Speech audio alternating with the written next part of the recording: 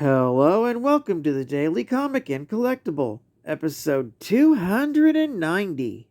Now today, the collectible of the day is the Mezco Toyz 112 Collective Marvel Comics Hela action figure with custom diorama base. In the MCU, Thor Ragnarok, Hela is released from her prison following Odin's death. Planning to rule Asgard and create an empire, the goddess of death must first face off against her younger brother, Thor, and his team known as the Avengers. The Hela figure captures the malicious intent of the former Asgardian executioner, presented in a film-accurate fitted suit with metallic accents and chestplate armor. Hela comes equipped with two necro swords made from obsidian and used to decimate the Aenir, the elite warriors of Asgard. Hela's figure is 6 inches in height, and the 112 collective body has over 30 points of articulation. The figure has hand-painted authentic detailing and comes in a collector-friendly box. Box includes figure, alternate head sculpt, 8 interchangeable hands, wrist gauntlets, knee-high boots, 2 necro swords, display base with posing post, released by Mezco Toyz. Now the comic of the day is Avengers Prime, Volume 1, Issue number 5, with a cover date of March 2011, with story by Brian Michael Bendis, art by Alan Davis, and cover by Alan Davis and Arthur Adams. This is the final issue of a 5-part miniseries. Thor, Steve Rogers, and Tony Stark look approvingly over the army Thor has marshaled to face Hela, made up of dwarves, dark elves, storm giants, Fafnir, and more. Thor tells them they will not have to go looking for Hela, as she will find them. Magath approaches Steve to thank him for what he is doing for them, before they kiss. Suddenly, a shadow falls over the army, and Thor realizes Hela is there, leading an undead horde. Tony notices Hela doesn't have Mjolnir with her, as Thor takes the attack directly to the Hell Goddess.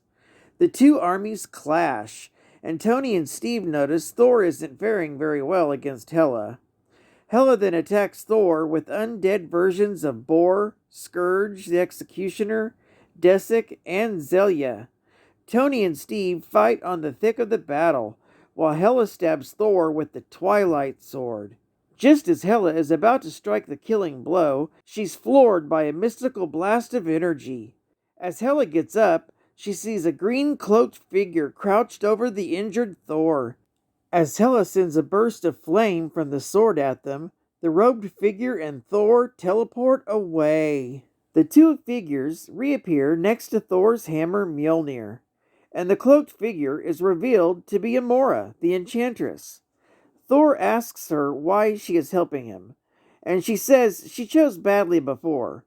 Amora tells him Hela has the Twilight Sword and will tear the 9 realms apart. Amora vows to help Thor until the end. As Mora senses Hela approaching, she tells Thor to pick up Mjolnir. As Thor swings the hammer, he creates a lightning storm that is seen by his friends, as Thor and Hela meet in combat again.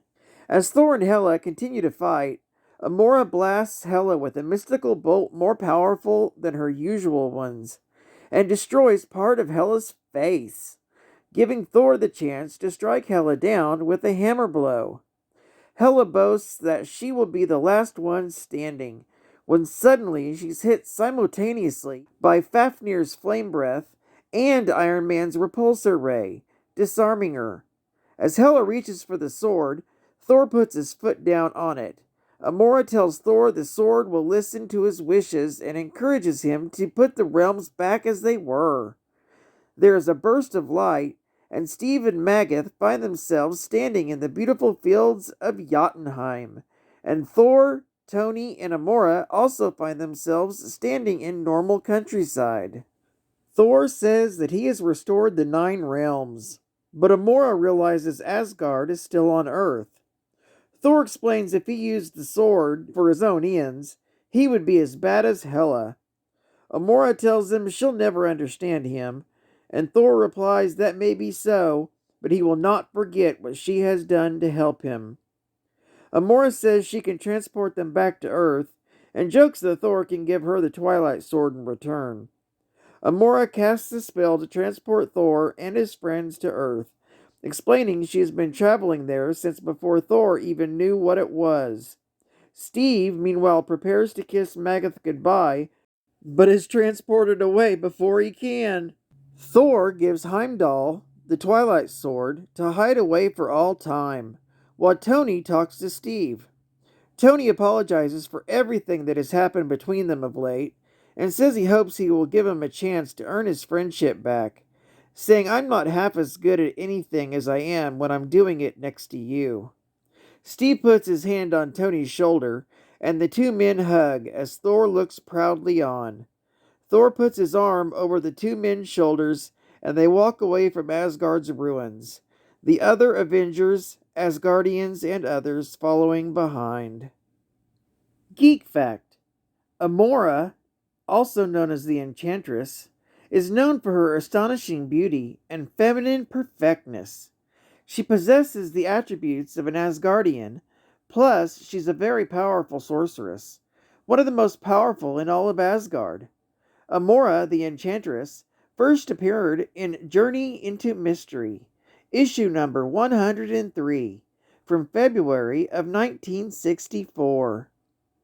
Bonus Geek Fact: Magath was an empathic dark elf who fell for Steve Rogers, and they even shared a kiss while staying at the home of the Dark Elves. Her first appearance was in Avengers Prime, issue number 2, from August of 2010. Another bonus geek fact: the Twilight Sword, also known as the Sword of Doom, reforged by the fire giant Surtur, used the burning galaxy with the life force of the planets that were in it to power the sword to set the universe afire. The Twilight Sword's first appearance was in Journey into Mystery, issue number 104, from March 1964. And final geek fact: Hela, the supposed daughter of Odin and sister of Thor, first appeared in Journey into Mystery, issue number 102, from January 1964. Well, I'd like to thank you for joining me for another Daily Comic and Collectible, and I hope to see you again tomorrow. This is Cat Fan Comics Man, and I'll catch you on the flip. Over and out.